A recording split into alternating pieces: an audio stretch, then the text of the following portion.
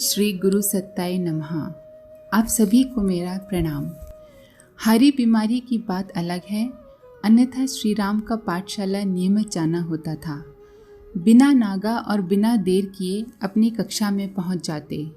जिस किसी दिन नहीं आना होता था, उस दिन हवेली से सूचना पहुंच जाती थी कि आज श्री राम अमुक कारण से विद्यालय नहीं आएंगे। एक दिन न सूचना पहुंची और न ही श्री राम आए। पंडित रूपराम जी ने सोचा कि किसी कारणवश सूचना नहीं भिजवाई जा सकी होगी। उन्होंने गौर नहीं किया। उसी दिन देर शाम हवेली से संदेश आया कि श्री राम अभी तक घर नहीं पहुंचे हैं।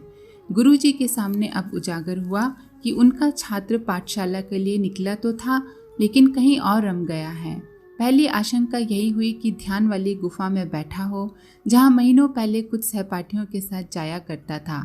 ताई जी ने कहा श्री राम ने मना कर दिया था, इसलिए जाने का सवाल ही नहीं उठता। फिर भी एक बार गुफा में तलाशने के लिए कुछ लोग निकले। गुफा के द्वार पर पिताश्री ने आवाज लगाई। भीतर से कोई जवाब नहीं आया। गुफा की दीवारों से टकराकर आवाज वापस लौट आई।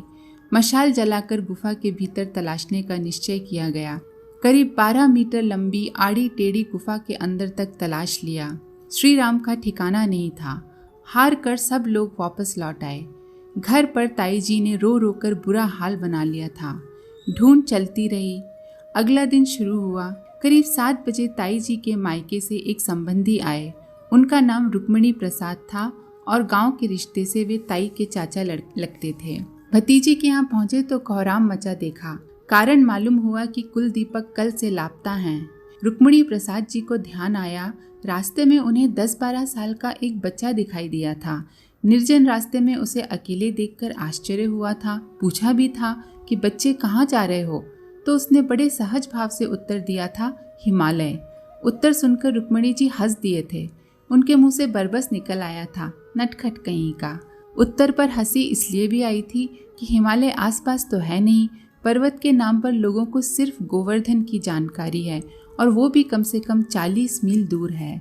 रास्ते में श्री राम के मिलने की सूचना पाकर पिताश्री और घर के कुछ अन्य पुरुष जैसी भी हालत में थे वैसे ही चल दिए। रुक्मिणी जी उनके साथ उस जगह पहुंचे जहां श्री राम रास्ते में मिले थे। उस जगह होने का तो कोई सवाल ही नहीं था। उसी रास्ते पर 3-4 मील आगे गए।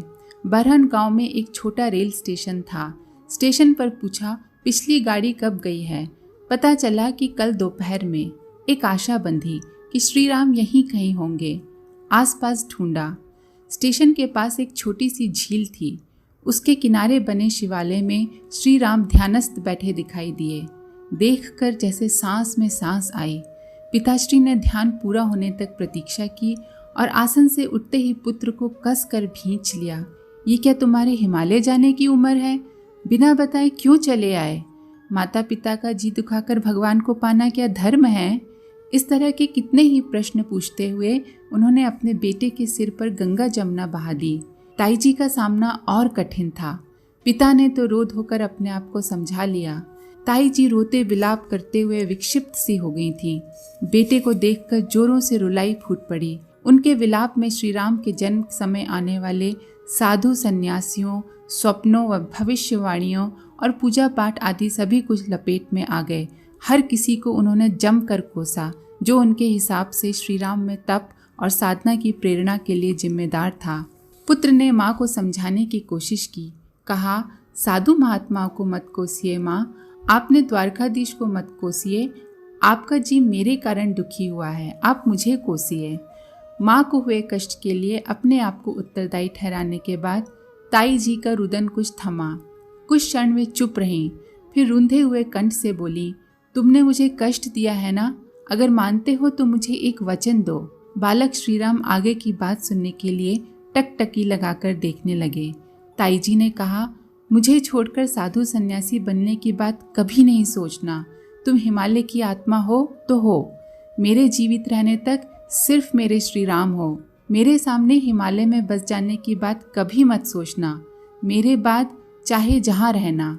ताई जी जैसे एक एक वाक्य सोच समझ कर कह रही थी। श्री राम ने भी एक एक शब्द को गौर से सुना और कहा, ताई मैं हमेशा आपके साथ रहूँगा। ब्रज क्षेत्र को छोड़कर नहीं जाऊँगा, क्योंकि आपको ठाकुर जी का घर बहुत भाता है ना। लाडले का ये आश्वासन सुनकर ताईजी तुरंत शांत हो गई। उनकी शांति में यह दृढ़ विश्वास भी था कि बेटे ने जो कह दिया है उसका अक्षरशः पालन करेगा। वह दिन हवेली में उत्सव की तरह मनाया गया। माँ परम आश्वस्त थीं कि उनका दुलारा अब कभी उनसे नहीं बिछड़ेगा। हिमालय को अपना घर बताते हुए निकल जाने और वापस लौट आने के बाद शिक्षा दीक्षा फिर पहले की तरह चलने लगी। अब पिताश्री ने भी ध्यान देना शुरू किया। 4-6 महीने में उनकी प्राथमिक शिक्षा पूरी हो जानी थी। सावधानी के तौर पर यह ज़रूरी समझा गया कि बालक को आगे पढ़ने के लिए गांव से बाहर नहीं भेजा जाए। पिताश्री भागवत के विद्वान तो थे ही, उन्होंने लघु सिद्धांत कौमुदी पढ़ाई, फिर मध्य और सिद्धांत कौमुदी पढ़ाई। प्राथमिक शिक्षा पूरी होने के बाद और समय मिलने लगा। भागवत, रामायण और महाभारत के बाद आर्ष ग्रंथों में भी अच्छी गति होने लगी। पिताश्री को आभास होने लगा था कि उनकी यही लीला पूरी होने वाली है। गुरुजी की पाठशाला छूटने के बाद उन्होंने पुत्र से कह दिया था कि 2 साल तक सब कुछ भुलाकर विद्या ग्रहण करो। उनके मन में संभवतः विरासत के रूप में भागवत दे जाने की बात रही। शायद सोचा होगा कि पुत्र भी उनकी तरह भागवत का उपदेश करे। इस शास्त्र से आरंभ कराने के पीछे दूसरा कोई आशय रहा हो तो अनुमान ही लगाया जा सकता है। पंडित रूपराम जी की पाठशाला में पढ़ लेने और लिखना बाँचना अच्छी तरह आ जाने के बाद श्री राम के मन में उसे बांटने की वृत्ति का उदय हुआ। मालवीय जी से उपवीत लेने के बाद जैसे उन्होंने दूसरे बच्चों को भी जब ध्यान सिखाना शुरू किया था, उसी तरह से लिखना पढ़ना भी दूसरों को बांटने की इच्छा उमगने लगी। पिता से शास्त्र और संस्कृत सीखने के बाद थोड़ा बहुत समय बचता। श्री राम उस समय में चौपाल पर चले जाते। वहाँ कोई न कोई बैठा रहता था। 4-5 लोग भी जमा हो जाते तो उनका समय इधर उधर की बातों में बीतता। श्री राम उन्हें कुछ पढ़ कर सुनाने के लिए कहते। जिन्हें अक्षर ज्ञान था और थोड़ा बहुत पढ़ना आता था वे तो सुना देते, जिन्हें पढ़ना नहीं आता वे चुप रह जाते। श्री राम उनसे कहते, आप पढ़ते क्यों नहीं? नहीं आता है तो सीख लेना चाहिए। आमतौर पर उत्तर होता था कि अब पढ़ने से क्या लाभ, उम्र तो बीत गई है, थोड़ी बहुत बची है वो भी कट जाएगी। निराश करने वाले यह उत्तर सुनकर शुरू में तो कोई काट नहीं की, लेकिन जब सभी यह जवाब देने लगे तो एक दिन श्री राम ने पढ़ाई की चर्चा छेड़े बिना कहा, जिस गुफा में मैं ध्यान करने जाता था वहाँ खजाना गड़ा हुआ है। खजाने का नाम सुनकर चौपाल पर बैठे लोगों की आंखें चौड़ी हो गईं। बालक की आध्यात्मिक रुचि और साधना स्थिति के बारे में सभी जानते थे, इसलिए किसी ने अविश्वास नहीं किया, न ही उसे हंसी में उड़ाया।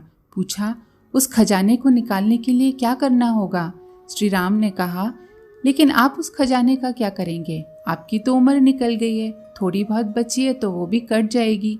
उन बुजुर्गों को समझ में नहीं आया कि श्री राम उनको किस बहाने का उत्तर दे रहे हैं। उन्होंने कहा, नहीं नहीं, खजाने का उपयोग तो किसी भी उम्र में किया जा सकता है। श्री राम ने कहा, उस धन को पाने के लिए आपको विद्या धन कमाना होगा। आप पढ़ना सीखोगे तभी उस धन को पाने वाला विधि विधान समझोगे। ये समझने के बाद कुछ बुजुर्ग पढ़ने के लिए तैयार हुए। कहते हैं कुछ लोगों ने उसके बाद गुफा में खोज की और वहाँ एक चट्टान के नीचे छुपाए हुए स्वर्ण आभूषण निकले। ये आभूषण धांधु नामक डकैत का छुपाया हुआ लूट का माल भी हो सकता है, यह महत् संयोग। बहरहाल अध्यापन के दौरान श्री राम ने उन बुजुर्गों को कुछ भजन और रामायण की चौपाइयाँ जरूर सिखा दी थीं। कुछ श्रद्धालु बुजुर्गों को उन्होंने जप के बारे में समझाया था। कहा था कि मुंह से जप करने के बजाय लिख कर जप करना ज्यादा पुण्यप्रद है। मुंह से बोलने पर तो जीव ही तरता है, लिखने पर इतनी शक्ति आती है कि साधक पत्थर को भी तार दे। लिखित जप करने वालों की वाणी अमोघ हो जाती है। श्री राम का यह पहला सामाजिक अनुष्ठान था। 1.5 साल में उन्होंने करीब 40 लोगों को पढ़ना लिखना सिखा दिया था। अनेक विद्यार्थी इतना सीख गए थे कि प्राथमिक कक्षा की परीक्षा में बैठें तो आराम से पास हो जाएं। आवल खेड़ा छोटा सा गांव था। जितने भी लोग रहते थे सब एक दूसरे को अच्छी तरह से जानते थे। किस परिवार के कितने सदस्य हैं, कहाँ कहाँ रिश्तेदारी है और किन पुरखों की क्या विशेषता रही है। हर घर के वयस्क व्यक्ति को दूसरे परिवारों के बारे में यह भी पता होता था कि वहाँ कौन कब आया है। लोग एक दूसरे के सुख दुख में काम आते थे। आवल खेड़ा भी अपनी तमाम अच्छाइयों के साथ जी रहा था। बुराइयां भी थीं। उनमें सबसे बड़ी बुराई जातिगत ऊंच नीच या छुआछूत की थी। यह स्थिति बड़ी विचित्र और अबूझ थी कि लोग पिछड़ी जाति के लोगों से नफरत नहीं करते थे, उनके सुख दुख का ध्यान भी रखते, लेकिन उनसे दूर दूर रहते थे। ब्याह शादियों में उन्हें बुलाया जाता था, लेकिन उन्हें अपने समूह में शामिल नहीं किया जाता था। उन्हें अलग पात में भोजन कराया बिठाया जाता, उसी तरह अगवानी की जाती और विदा भी दी जाती। घृणा नहीं होते हुए भी दुराने की यह आदत किसी विकृति का ही परिणाम था। पिछड़ी जाति के लोग भी जैसे इस स्थिति के आदी हो चुके थे। वे ऊंची जाति वालों की बस्ती में नहीं जाते, उनके घरों के सामने से नहीं निकलते। निकलना ही होता तो जूते या मोजड़ियां हाथ में लेकर नंगे पांव निकलते। उनका सिर झुका होता और टोपी या साफा भी उतारकर हाथ में रख लेते। ऊंची जाति वालों को छूना तो दूर, अपनी छाया भी उन पर नहीं पड़ने देते।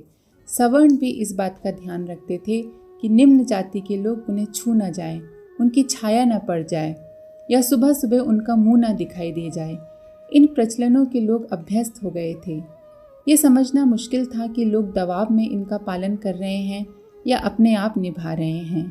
कभी कोई घटना होती तो यही समझ आता था कि ऊंची जाति वालों ने इन प्रचलनों का अभ्यस्त बना दिया है। गलती से या स्वाभिमान का थोड़ा सा उदय होने पर भी कोई सवर्णों को छू जाता तो उसे दंड झेलना पड़ता था। यह दंड पिटाई से लेकर बेगार देना बंद हो जाने के रूप में भुगतना पड़ता। आर्थिक स्थिति जैसी कोई उल्लेख करने योग्य बात उन पर लागू होती ही नहीं थी। उनकी रोटी सवर्णों की दया कृपा पर चलती। वो बंद हो जाती, बेगार मिलना रुक जाता और जीना दूभर हो उठता था। कभी किसी को रोग बीमारी हो जाए तब भी जीना दुश्वार हो जाता था। ये बड़े ही दुख की बात है कि लोग भगवान श्री राम की भक्ति करते हैं, पर वे ये भूल जाते हैं कि जिन श्री राम की वे भक्ति करते हैं उन्हीं श्री राम ने शबरी के झूठे बेर खाए, केवट को हृदय से लगाया, निषाद राज को अपने भाई की तरह सम्मान दिया। ईश्वर भी हमें यही समझाना चाहते थे कि व्यक्ति ब्राह्मण या शूद्र जन्म से नहीं होता, बल्कि अपने कर्मों की वजह से होता है। आज के लिए बस इतना ही। आप सबका बहुत बहुत धन्यवाद। ओम शांति।